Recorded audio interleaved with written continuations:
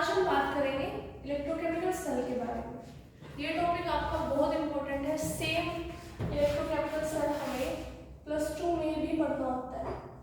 Even एक पूरा chapter है इलेक्ट्रोकेमिकल सेल के ऊपर।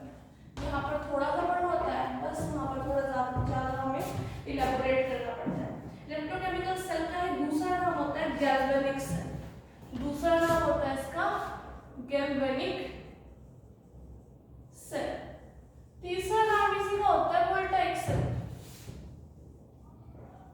तीसरा नाम होता है इसका वोल्टाइक सेल। फोर्थ नेम होता है इसका डैनियल सेल। जैसे कई बार लोगों के बहुत सारे नाम रख देते हैं ना, इसी तरह सेल के भी बहुत सारे नाम रखे गए हैं। और इसी का नेक्स्ट नेम होता है केमिकल सेल। अब केमिकल या फिर इलेक्ट्रोकेमिकल से एक चीज तो समझ आ गई होगी आपको, केमिस्ट्री पढ़ रहे हो, केमिस्ट्री में केमिकल्स पढ़ते हैं तो इसमें यूज होते हैं हमारे केमिकल्स। तो its name is chemical cell, right. तो अब इसमें होता क्या है, कैसे कैसे होता है, वो चीज हमें देखनी है। सेम टॉपिक रिपीट होने वाला है +2 में। यहाँ इसकी अपनी इंपॉर्टेंस है, वहां पर इसकी अपनी खुद की दूसरी इंपॉर्टेंस होगी। दोनों क्लासेस के लिए बहुत इंपॉर्टेंट है। यहाँ पर समझ में आ गया तो +2 में ज्यादा मेहनत करने की जरूरत ही नहीं पड़ेगी। तो देखो क्या होता है इसमें। हम 2 बीकर्स कंसीडर करते हैं। इन बीकर्स में इलेक्ट्रोड्स होती है हमारे पर्टिकुलर एलिमेंट से बनी हुई।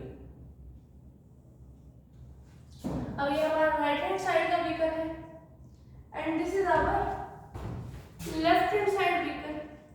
तो जो भी साइंटिस्ट लोग थे उन्होंने एक चीज फिक्स कर दी कि भाई R से राइट हैंड साइड, R से ही होता है रिडक्शन। तो राइट हैंड साइड वाले बीकर में क्या होगा, रिडक्शन होगा। तो ऑटोमेटिकली लेफ्ट हैंड साइड वाले में क्या होगा, oxidation. Oxidation means loss of electron होगा यहाँ पर, और reduction means gain of electron होगा। अब किस में इलेक्ट्रॉन का गेन होगा, किस में लॉस होगा, वो चीज देखेंगे। अब जो हमारी लेफ्ट हैंड साइड बीकर की रोड है, ये है हमारी जिंक रोड, ये है हमारी जिंक रोड, और ये है हमारी कॉपर रोड। कॉपर की रोड है तो इसको हम डिप करेंगे कॉपर के ही सॉल्यूशन में, CuSO4 के सॉल्यूशन में, जिसकी अमाउंट है 1 मोल। इसकी कंसंट्रेशन है 1 मोल। इसी तरह ये जिंक की रोड है तो हम इसको डिप करते हैं इन ZnSO4 सॉल्यूशन, जिसकी कंसंट्रेशन क्या है 1 मोल, राइट। अब ZnSO4 CuSO4 का क्या मतलब है कि जो जिंक है यहाँ पर ZnSO4 ये रहा, यहाँ पर जिंक का ऑक्सीडेशन नंबर निकालते हैं x, इस पर चार्ज -2, ओवरऑल चार्ज 0, तो x की वैल्यू +2। मींस इस सॉल्यूशन के अंदर जो हमारा जिंक है वो +2 की फॉर्म में प्रेजेंट है। इसी तरह हम इसकी बात करते हैं, ये CuSO4 रहा, इसका ऑक्सीडेशन नंबर निकालना है तो x -2 = 0, x +2। इसका मतलब क्या है कि कॉपर सल्फेट का जो सॉल्यूशन है, यहाँ पर जो हमारा कॉपर है वो +2 ऑक्सीडेशन स्टेट में प्रेजेंट है, राइट। तो इन दोनों इलेक्ट्रोड्स को हमने अकॉर्डिंगली उनके सॉल्यूशन में डिप किया गया। अब हमने कहा है कि यहाँ पर क्या होगा, oxidation. Oxidation means loss of electron. तो जो ये जिंक रोड होती है इसका होता है यहाँ पर ऑक्सीडेशन। तो जिंक रोड क्या करेगी, इलेक्ट्रॉन्स लूज करेगी and will acquire 2 positive charge. या फिर अगर मैं यहाँ पर ऐसा लिख दूं ओवर करके, Zn give rise to ZnSO4 +2 electron. कुछ को लगेगा ये क्या लिख दिया मैंने, लेकिन अभी अभी मैंने बताया कि जिंक 2 पॉजिटिव की फॉर्म में कहाँ लाई कर रहा है, ZnSO4 में। तो ZnSO4 लिखो या SO4 -2 को हटा दो, 2 पॉजिटिव लिख दो, बात एक ही। तो यहाँ पर हो गया loss of electron, right. Means zinc किस में कन्वर्ट हो रहा है, Zn2 पॉजिटिव में, Zn2 पॉजिटिव यहाँ पर पड़ा है, जिंक Zn2 पॉजिटिव में कन्वर्ट होता है। रहा है, ये इसमें बनता जा रहा है, मतलब ये चीज खत्म होती जा रही होगी, तभी तो इसमें बनता जा रहा है। क्लियर है ये चीज डिसॉल्व होती जाती है, क्योंकि हमारा जो Zn है वो Zn2 पॉजिटिव की फॉर्म में कन्वर्ट हो रहा है, मतलब ये जिंक इस जिंक में कन्वर्ट हो रहा है, इसका ऑक्सीडेशन स्टेट 0 है, इसका +2 है, तो जिंक यहाँ पर Zn2 पॉजिटिव की फॉर्म में कन्वर्ट हो रहा है, मींस जो हमारी रोड है वो डिसॉल्व होती जा रही है। तो यहाँ पर हम सेकंड पॉइंट लिख देंगे क्या, कि जो हमारी जिंक रोड है स्टार्ट्स डिसॉल्व, इसमें हमारी जो जिंक रोड है दैट स्टार्ट्स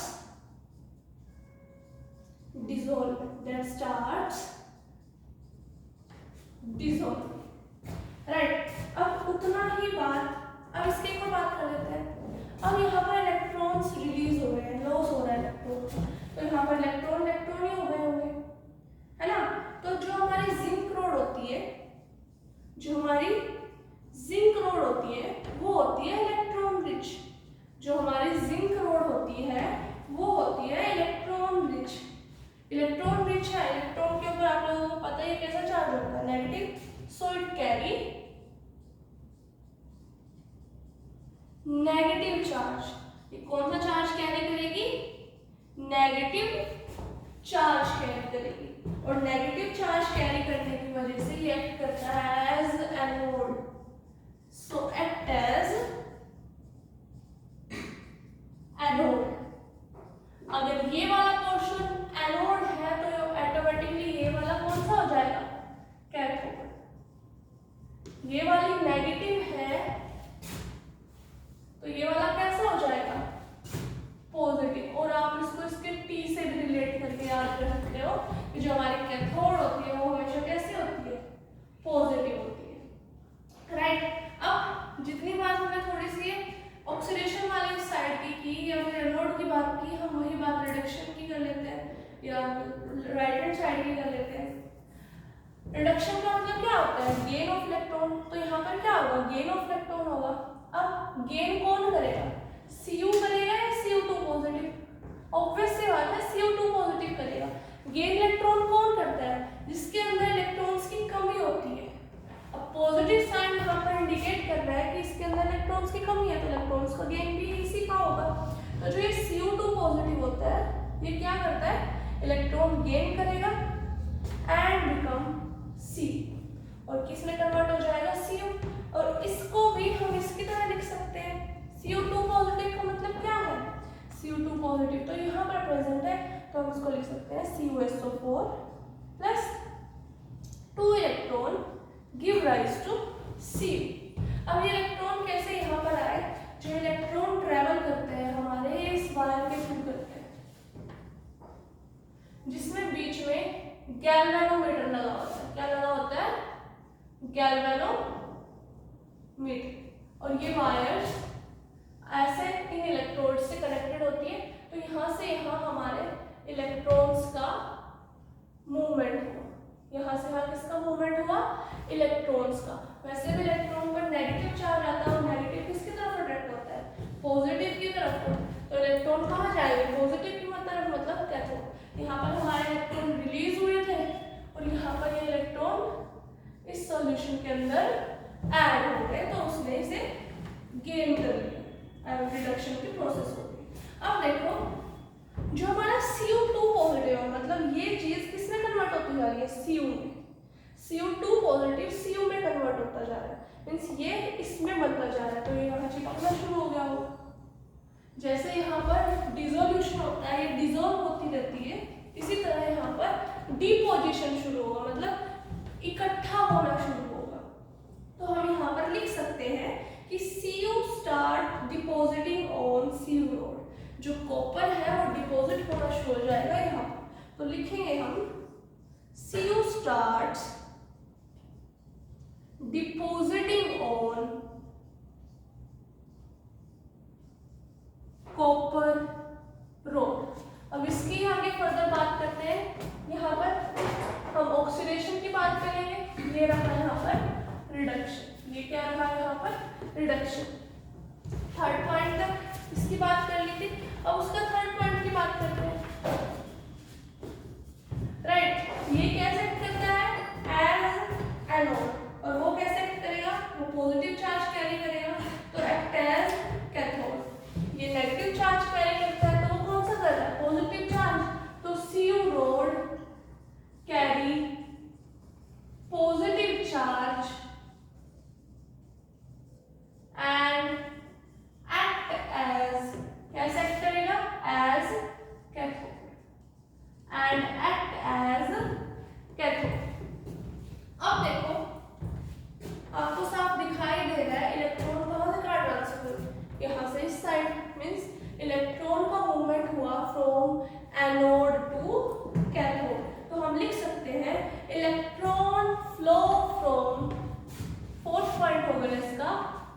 कि जो हमारे इलेक्ट्रॉन्स हैं फ्लो फ्रॉम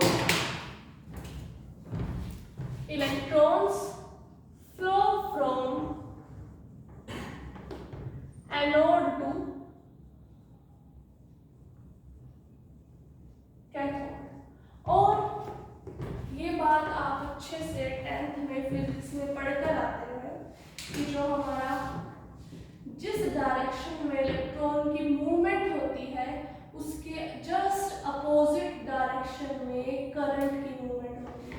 तो अगर हमारे electron anode to cathode move कर रहे हैं तो हमारा इधर cathode to anode current move करेगा। तो हम वहां पर लिख सकते हैं कि current flow from cathode to anode. Electrons flow हुए और इलेक्ट्रॉन्स के फ्लो होने की वजह से क्या फ्लो होगा, करंट फ्लो होगा। कैसे, current flow from cathode to anode. और जैसे ही करंट फ्लो होगा ये गैल्वेनोमीटर हमें डिफ्लेक्शन शो करता है, राइट। ये करंट मेजरमेंट डिवाइस है। जैसे ही करंट फ्लो होगा इसके अंदर से जो हमारा गैल्वेनोमीटर है वो क्या शो करेगा, डिफ्लेक्शन शो करेगा हमें, राइट। तो ये बात हो गई इलेक्ट्रॉन के फ्लो की। और इलेक्ट्रॉन के फ्लो की वजह से करंट फ्लो होता है तो हमने करंट के फ्लो की भी बात कर ली, राइट। लास्ट में जस्ट लिख देते हैं कि भाई oxidation take place in left hand side beaker and reduction take place in right hand side, जिसकी बात हमने सबसे पहले की थी। तो ये तो बात हो गई इलेक्ट्रोकेमिकल सेल की। अब देखो इलेक्ट्रोकेमिकल सेल से हमें इसका डेफिनेशन भी करनी है।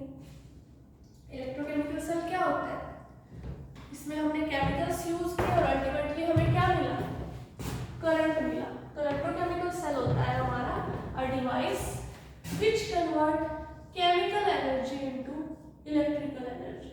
A device which convert chemical energy into electrical energy. और देखा ही आपने कैसे केमिकल्स यूज किए थे हमने, लेकिन केमिकल्स की वजह से इलेक्ट्रॉन का फ्लो हुआ और अल्टीमेटली करंट फ्लो हो गया। तो केमिकल्स की वजह से इलेक्ट्रिकल एनर्जी मिली हमें, राइट, केमिकल एनर्जी से। तो that is our electrochemical cell which convert chemical energy into electrical energy. इसको डिफाइन अभी यहीं पर समझा दिया, लिखेंगे थोड़ी देर बाद। अब एक चीज मेन और देखो, अब मान लो ये ZnSO4 है, मान लो क्या है ZnSO4, इसमें +2 है यहाँ पर, इसके ऊपर -2 है। तो जितना यहाँ पर प्लस चार्ज है उतना ही माइनस है। शुरू में अगर हम सॉल्यूशन की इनिशियली बात करें, जितना यहाँ प्लस चार्ज है उतना ही माइनस है। मान लो यहाँ पर +10 है और माइनस ही 10 है। अब यहाँ पर ऑक्सीडेशन हुआ, ऑक्सीडेशन की वजह से क्या होगा, loss of electron, means electrons आए इसके अंदर, इलेक्ट्रॉन्स आए तो नेगेटिव चार्ज क्या होगा, इंक्रीज हो जाएगा। तो मान लो 2 इलेक्ट्रॉन्स आए तो ये तो 12 होगा, लेकिन पॉजिटिव तो उतना ही रहा, तो ये चीज इम्बैलेंस हो जाती है। इसी तरह यहाँ बात करें, जैसे यहाँ पर Cu2 पॉजिटिव है, SO4 नेगेटिव है, तो जितना पॉजिटिव यहाँ है उतना ही नेगेटिव भी है यहाँ। लेकिन यहाँ पर क्या होता है, गेन ऑफ इलेक्ट्रॉन।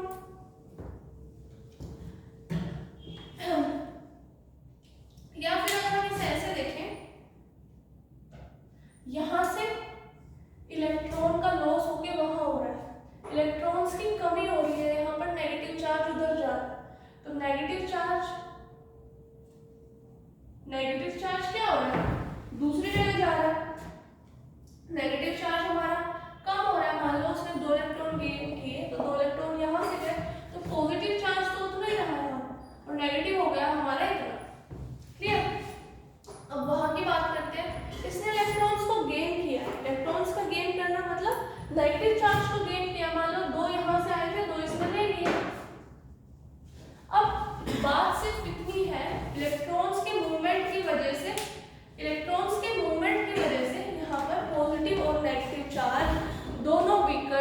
में इम्बैलेंस हो गया है। इलेक्ट्रॉन्स की मूवमेंट की वजह से दोनों बीकर्स में पॉजिटिव और नेगेटिव चार्ज इम्बैलेंस हो गया है, अनइक्वल हो गया है, डिस्टर्ब हो गया है, जिसकी वजह से रिएक्शन स्टॉप हो जाती है। तो इसको भी कुछ करना पड़ेगा। अब कोई सेल बना रहे हैं हम, वो फटाफट रुक जाए, ख़त्म हो जाए, तो उस सेल को कोई खरीदेगा? ऑब्वियस सी बात है, नहीं, कोई भी नहीं लेगा। तो उसके लिए क्या किया गया, यहाँ पर सॉल्ट ब्रिज लगाया गया। यहाँ पर सॉल्ट ब्रिज लगाया गया। अब नाम ही क्या है इसका, सॉल्ट ब्रिज। इसके अंदर सॉल्ट्स के सॉल्यूशन रखे गए, जैसे NaCl हो गया, जैसे KCl हो गया, जैसे K2SO4 हो गया, जैसे अगर हो गया, इनको हम इलेक्ट्रोलाइट्स बोलते हैं। ये सब इसके अंदर रखे गए।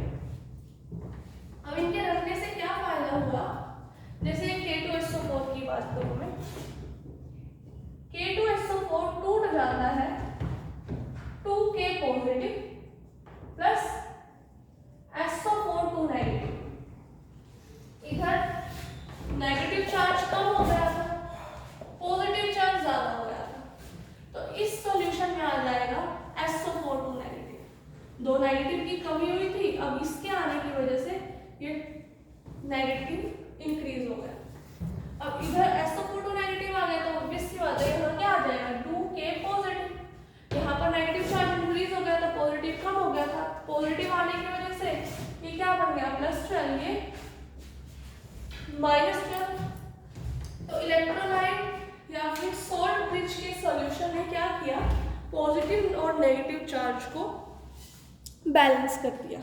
पॉजिटिव और नेगेटिव चार्ज को क्या कर दिया, बैलेंस कर दिया। और इसका फायदा क्या होता है, जितना चार्ज हमारा जैसे बैलेंस रहेगा तो हमारी रिएक्शन कॉन्टिन्यूसली चलती रहेगी। जैसे वहाँ पर इलेक्ट्रॉन्स नेगेटिव चार्ज कम हुआ था, एक टाइम ऐसा भी आएगा कि सारे के सारे जो हमारे इलेक्ट्रॉन्स हैं वो राइट हैंड साइड पे आ जाए। इलेक्ट्रॉन्स सारे के सारे आ जाएंगे तो इलेक्ट्रॉन्स का मूवमेंट रुक जाएगा। जैसे ही इलेक्ट्रॉन्स का मूवमेंट रुका, करंट रुक जाएगा। तो सेल का फायदा क्या हुआ, ठीक। तो उसके लिए चार्ज बैलेंस्ड होना ज़रूरी होना चाहिए, नहीं तो एक टाइम पे ख़त्म हो जाएगा चार्ज का मूवमेंट। चार्ज का मूवमेंट जैसे ही ख़त्म होगा, करंट का फ्लो रुक जाएगा और हमारा सेल ख़त्म। तो इसलिए हम क्या लगाते हैं, यहाँ पर सॉल्ट ब्रिज लगाते हैं। तो यहाँ पर अब ये सॉल्ट ब्रिज लगा के हमारा डायग्राम पूरा हो गया। तो अब हम सॉल्ट ब्रिज के बारे में लिखेंगे थोड़ा सा कि सॉल्ट ब्रिज क्या होता है। सॉल्ट ब्रिज की बात करते हैं हम।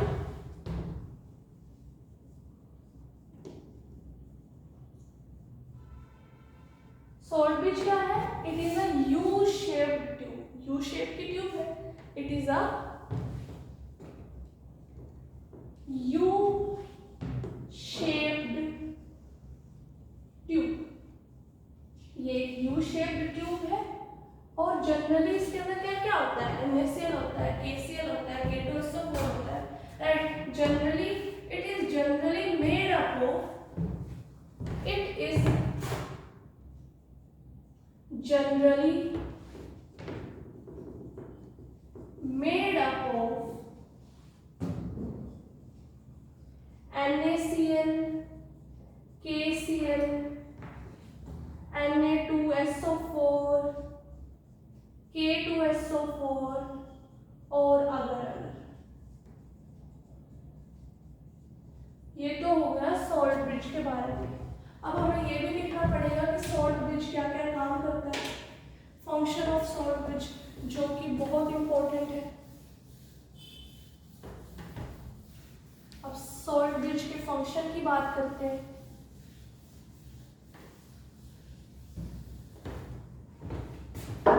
फंक्शन ऑफ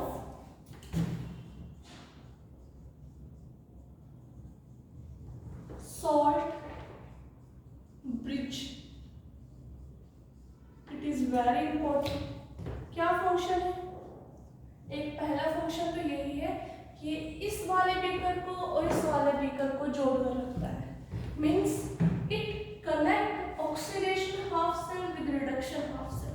तो लिख देंगे it connect oxidation halves and reduction halves, right. और दूसरा आप लोगों ने देखा ही, चार्ज इम्बैलेंस हो जाता है, अगर ये नहीं होता, इसके आने की वजह से चार्ज दोबारा से बैलेंस हो गया, तो ये चार्ज को बैलेंस करता है, या फिर हम बोले तो इलेक्ट्रिकल न्यूट्रलिटी मेंटेन करता है। तो हम लिख सकते हैं it maintain the electrical neutrality of, it maintain the electrical neutrality of oxidation, it maintain the electrical neutrality of oxidation halves and reduction halves. So it is all about electrochemicals। इसकी तो हमने बात कर ली, आप डिफाइन भी कर लेते हैं। डेफिनेशन ऑफ इलेक्ट्रोकेमिकल सेल क्या होगी, इसके अंदर क्या क्या चीज़ है, कैसे कैसे है, वो सारी बातें हमने कर ली। अब ये होता क्या है, इसको डिफाइन करने की बात आए तो हम इसको डिफाइन कैसे करेंगे उसकी बात करते हैं।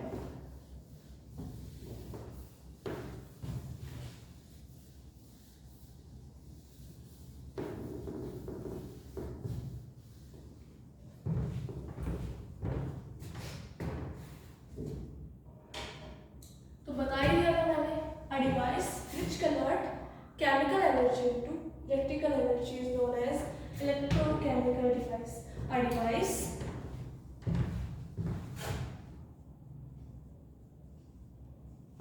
which convert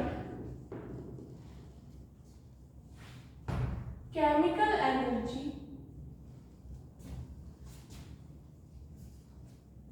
into electrical energy is known as electrochemical cell.